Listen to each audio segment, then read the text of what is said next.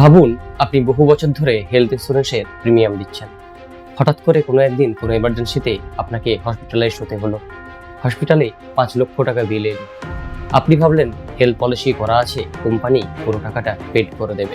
কিন্তু পরে জানা গেল কোম্পানি ক্লেম রিজেক্ট করেছে, পুরো টাকাটা আপনাকে আপনার পকেট থেকেই দিতে হলো। তাহলে কি কোম্পানি আপনার সাথে ফ্রড করলো? আগে না, বেশিরভাগ ক্ষেত্রে ক্লেম কোম্পানি রিজেক্ট করে আমাদেরই ভুলে, অর্থাৎ আমরা যারা হেলথ পলিসি নিচ্ছি তাদেরই ভুলে। আজকের এই ভিডিওতে আমরা আলোচনা করব হেলথ ক্লেম কেন রিজেক্ট হয়, রিজেক্ট হওয়ার পিছনে কারণগুলো কি কি, আর কি কি জিনিস ফলো করলে এই ক্লেম রিজেকশন অনেকাংশেই এড়ানো যেতে পারে। নমস্কার দর্শক বন্ধুরা, বাংলা ইন্স্যুরেন্স ডেটস ইউটিউব চ্যানেলের নতুন একটি ভিডিওই আপনাদের সকলকে স্বাগত। আমি সাথে রয়েছি বাপন, একজন সার্টিফাইড ইন্স্যুরেন্স অ্যাডভাইজার। ইন্স্যুরেন্স সংক্রান্ত যে কোনো প্রয়োজনে আপনারা আমাকে হোয়াটসঅ্যাপ করতে পারেন। হোয়াটসঅ্যাপ নাম্বার ডেসক্রিপশন বক্সে দেওয়া আছে, অথবা আপনারা কমেন্ট বক্সে কমেন্টেও করতে পারেন। তাহলে চলুন ভিডিওটা শুরু করা যাক। প্রথমে জেনে নিই ক্লেম রিজেকশন মানে কি। ক্লেম রিজেক্ট হওয়া আর ক্লেম পার্শিয়াল অ্যাপ্রুভ হওয়া এই দুটো জিনিস কিন্তু এক নয়। ক্লেম রিজেক্ট মানে কোম্পানি পুরো টাকাটা দিতেই ডিনাই করে দিয়েছে, আর ক্লেম পার্শিয়াল অ্যাপ্রুভাল মানে আপনার হসপিটালে যে পরিমাণ বিল হয়েছে তার কিছুটা অংশ কোম্পানি দিতে সম্মত হয়েছে। আজকে আমরা শুধু ক্লেম রিজেকশন, অর্থাৎ যেটা কোম্পানি টোটাল ডিনাই করে দিয়েছে, সেটা কেন হয় সেই বিষয় নিয়েই আলোচনা করব। Mistake number 1, pre existing disease লুকানো। আমাদের যাদের হেলথ ইন্স্যুরেন্সের ক্লেম রিজেক্ট হয়, 90% মানুষের এটাই মূল কারণ থাকে, প্রি এক্সিস্টিং ডিজিজ লুকানো।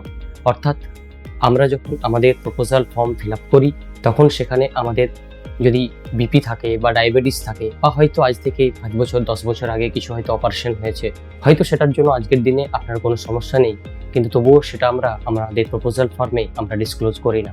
বা হয়তো প্রিমিয়াম বেড়ে যাওয়ার ভয়ে আপনার ইন্স্যুরেন্স অ্যাডভাইজারও হয়তো সেটা করতে মানা করে দিল, কিন্তু এমনটা মোটেও করবেন না। তারপরে যখন হসপিটালে ভর্তি হলেন, আপনার মেডিকেল হিস্ট্রিতে দেখা গেল আপনি আপনার পুরনো রোগ বা ডায়াবেটিস, বিপি এগুলো আপনি দেননি, ক্লেম রিজেক্ট হয়ে গেল।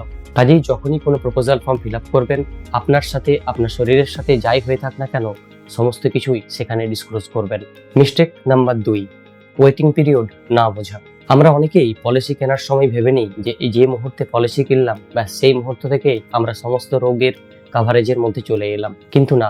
আরডিআর এর গাইডলাইন অনুযায়ী সমস্ত মেডিক্লেম কোম্পানিরই স্ট্যান্ডার্ড 2 বছরের বেশ কিছু রোগের ওয়েটিং পিরিয়ড থাকে, যেমন হাইড্রোসিল, হার্নিয়া, স্টোন, অ্যাপেন্ডিক্স, চোখের ছানি, হাঁটুর রিপ্লেসমেন্ট, এগুলোতে স্ট্যান্ডার্ড 2 বছরের ওয়েটিং পিরিয়ড থাকে। আবার বেশ কিছু প্রি এক্সিস্টিং ডিজিজ, মানে যেগুলোর জন্য আপনাকে নিয়মিত ওষুধ খেতে হয়, সেই সমস্ত রোগের ক্ষেত্রে কোম্পানির বিশেষে 3 থেকে 4 বছরের ওয়েটিং পিরিয়ড থাকে। কাজে আপনি পলিসি নেওয়ার মধ্যে যদি আপনার এই রোগগুলো হয়ে থাকে, তাতে করে যদি আপনাকে অ্যাডমিশন নিতে হয়, তারপর কিন্তু কোম্পানি তখন আপনাকে কোনো ক্লেম দেয় না, সেই মুহূর্তেও ক্লেম রিজেক্ট হয়। কাজে যখন প্রপোজাল ফর্ম ফিল আপ করবেন, সেখানে কোন রোগের ক্ষেত্রে কি কি ওয়েটিং পিরিয়ড আছে সেটা অবশ্যই ভালো করে জেনে বুঝে তারপরে প্রপোজাল ফর্মে সাইন করবেন। মিস্টেক নাম্বার 3, নেটওয়ার্ক হসপিটালে চিকিৎসা না করানো। ইমার্জেন্সি ক্ষেত্র বাদ দিয়ে আপনারা অনেক সময়তেই কি করেন, আপনার বাড়ির সামনে হয়তো যে হসপিটাল আছে সেখানে অ্যাডমিশন নিয়ে নিলেন, তারপরে ভাবলেন যে বিল পরে সাবমিট করে দেবো, রিএম্বার্সমেন্টের মাধ্যমে আমরা টাকা পেয়ে যাব। এমনটা মোটেও করবেন না। সবসময় চেষ্টা করবেন নেটওয়ার্ক হসপিটালেই অ্যাডমিশন নিতে, কারণ আপনি যখন রিএম্বার্সমেন্ট করতে যান, সেখানে পেপারের অনেক ঝক্কি থাকে। কোনো পেপার যদি কোনোভাবে মিসিং থাকে, তখন কিন্তু ক্লেম রিজেক্ট হয়ে যায়। কাজেই সবসময় চেষ্টা করবেন নেটওয়ার্ক হসপিটালের মধ্যেই চিকিৎসা করানোর। Mistake number 4, documentation error. Missing ডকুমেন্টসের কারণেও অনেক সময় ক্লেম রিজেক্ট হয়। যে গুরুত্বপূর্ণ ডকুমেন্টসগুলো আপনারা সবসময় হাতের কাছে রাখবেন যে কোনো ক্লেমের ক্ষেত্রে, সেগুলো আমি বলে দিচ্ছি। Discharge summary, doctor prescription, diagnostic report, original সমস্ত কিছু বিল, যদি ফার্মাসি থেকে ওষুধ নিয়ে থাকেন তাহলে সেই ফার্মাসি ইনভয়েস, আপনার আইডি প্রুফ। এই ডকুমেন্টগুলোর মধ্যে যদি কোনো একটা মিসিং থাকে, তাহলে কিন্তু পলিসি হোল্ড হতে পারে, এমনকি রিজেক্টও হতে পারে। একটা কথা সবসময় মনে রাখবেন, ইন্স্যুরেন্স কোম্পানি ইমোশন দেখে না, দেখে ডকুমেন্টেশন। কাজেই যেখানে ডকুমেন্টস নেই সেখানে ক্লেমও রিজেক্ট হয়ে যেতে পারে। মিস্টেক নাম্বার 5, পলিসি এক্সক্লুশন না পড়া। আমরা অনেক সময় প্রিমিয়াম দেখে কোনো একটা পলিসি কিনে নিই, হয়তো কম টাকা দিয়ে সেই পলিসিটা পেলাম, সেই কম টাকারই পলিসি নিয়ে নিলাম, আমরা কোনো এক্সক্লুশন করলাম না। সব পলিসি সমস্ত কিছু কভার করে না।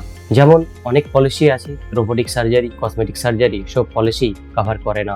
এর সাথে সাথে ডেন্টাল রিলেটেড কিছু ম্যাক্সিমাম কোম্পানি কভার করে না। এর সঙ্গে নন কনজিউমেবল বেশ কিছু আইটেম থাকে, এগুলো সমস্ত কোম্পানি কভার করে না। কাজেই পলিসি ওয়ার্ডিং না পড়ে ক্লেম এক্সপেকটেশন রাখাটা কিন্তু অনেক বড় ভুল। Mistake number 6, late intimation. অর্থাৎ আপনি হসপিটালে অ্যাডমিশন নিয়েছেন কিন্তু ইন্স্যুরেন্স কোম্পানিকে ইনফর্ম করেননি।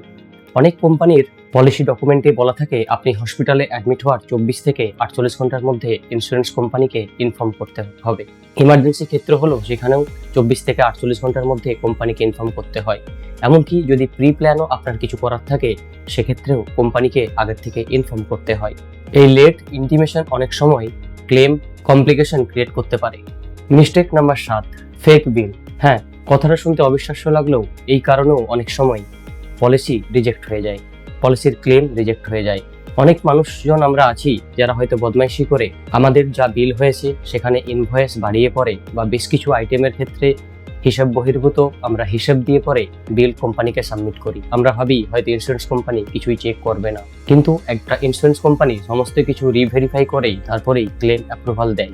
ফেক বিল জমা করলে আপনি ইন্স্যুরেন্স কোম্পানির ব্ল্যাক লিস্টও আসতে পারবেন, কাজেই এরকমটা কখনোই করবেন না। মিস্টেক নাম্বার 8, পলিসি পেপার না পড়ে এজেন্টকে অন্ধভাবে বিশ্বাস করে নেওয়া। আপনি যখন কোনো পলিসি নেবেন এজেন্টের মুখের কথাই সবকিছুতেই হ্যাঁ বলে দেবেন না বা তার কথাই সবসময় সত্য বলে মেনে নেবেন না। কারণ মনে রাখবেন, ক্লেম রিজেক্ট হলে আপনার পকেট থেকে পয়সা যাবে সেই ইন্স্যুরেন্স অ্যাডভাইজার বা এজেন্টের নয়। এজেন্ট হয়তো তার পলিসি বিক্রি করার জন্য বলে দেবে যে সমস্ত কিছুই কভার আছে, আপনি হসপিটালে অ্যাডমিট হলেই আপনি ক্লেম পেয়ে যাবেন।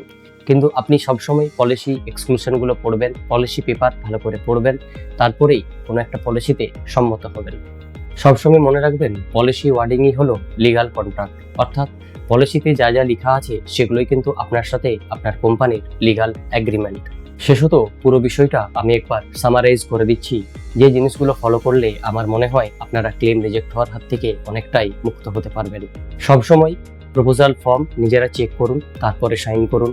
নিজের যা কিছু পুরাতন ডিজিজ আছে বা বর্তমানে যদি কিছু আপনার মেডিকেশন চলছে, আপনাকে নিয়মিত ওষুধপত্র নিতে হচ্ছে, সেই সমস্ত কিছু ডিসক্লোজ করুন। ওয়েটিং পিরিয়ড ভালোভাবে চেক করে নিন, দেখে নিন কোন কোন রোগগুলোতে কখন কখন আপনি কাভারেজ পাবেন। রিএম্বার্সমেন্টের ক্ষেত্রে আপনার সমস্ত হসপিটালের বিল এক জায়গায় রিজার্ভ করুন, তারপরে আপনার অ্যাডভাইজারের সাথে কথা বলে সেটাকে সাবমিট করুন। এবারে বলি ক্লেম রিজেক্ট হলে কি করবেন। ক্লেম রিজেক্ট মানে কিন্তু সবকিছু শেষ নয়। আপনি চাইলে ইন্স্যুরেন্স গ্রিভেন্সে কমপ্লেন করতে পারেন, আপনি চাইলে ইন্স্যুরেন্স কোম্পানির কাছ থেকে ইন্টারনাল রিভিউ চাইতে পারেন, আপনি আরডিআর যে গ্রিভেন্স পোর্টাল আছে সেখানে আপনি অভিযোগ জানাতে পারেন, আপনি চাইলে ইন্স্যুরেন্স কোম্পানির যে অম্বুডসম্যান আছে সেখানেও আপনি কমপ্লেন করতে পারেন।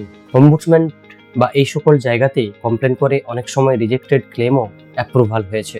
ইন্স্যুরেন্সের ক্লেম রিজেক্ট হয় সবসময় কোম্পানি খারাপ বলে নয়, বরঞ্চ বেশিরভাগ ক্ষেত্রে আমাদের ভুল প্রিপারেশনের জন্য। আমি যে পয়েন্টগুলোর কথা বললাম এই পয়েন্টগুলো যদি আপনারা ফলো করতে পারেন তাহলে আমার মনে হয় আপনারা ক্লেম রিজেক্ট হওয়ার থেকে অনেকটাই মুক্ত হতে পারবেন। আমার আজকের এই ভিডিও যদি আপনাদের ভালো লেগে থাকে তাহলে অবশ্যই লাইক, কমেন্ট এবং শেয়ার করবেন এবং চ্যানেলটিকে সাবস্ক্রাইব করে দেবেন। ইন্স্যুরেন্স সংক্রান্ত এরকম আরও অনেক তথ্য পেতে আমার চ্যানেলটিকে সাবস্ক্রাইব করে রাখুন। ইন্স্যুরেন্স সংক্রান্ত যে কোনো দরকারে আপনারা চাইলে আমার সঙ্গে হোয়াটসঅ্যাপে যোগাযোগ করতে পারেন। ডিসক্রিপশন বক্সে আমার নাম্বার দেওয়া আছে। আপনারা চাইলে কমেন্ট বক্সে জানান আপনাদের কি কখনো ক্লেম রিজেক্ট হয়েছে বা আপনার কোনো আত্মীয় পরিজন কি এই ধরনের সমস্যার সম্মুখীন হয়েছেন, কমেন্ট বক্সে অবশ্যই জানাবেন। ইন্স্যুরেন্স সংক্রান্ত এইরকম আরও অনেক তথ্যমূলক ভিডিও নিয়ে আবার দেখা হচ্ছে পরের ভিডিওতে। ততদিন সবাই ভালো থাকবেন, ধন্যবাদ।